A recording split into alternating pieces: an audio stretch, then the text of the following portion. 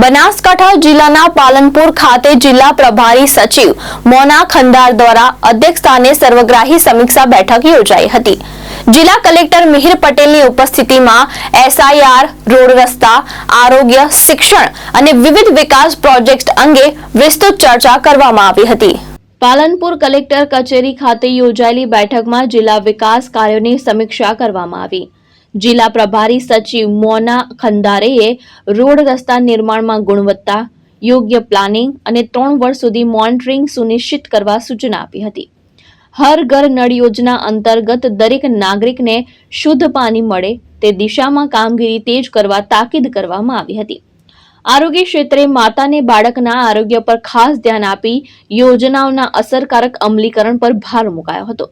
શિક્ષણ ક્ષેત્રે drop out ratio ઘટાડવા, સાયન્સ અને વ્યવસાયિક શિક્ષણ મજબૂત બનાવવા સૂચનો આપવામાં આવ્યા હતા।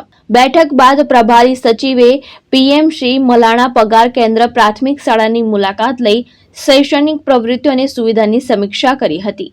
જીતુ સોલંકી, દ્રષ્ટિકોણ ન્યૂઝ, બનાસકાંઠા।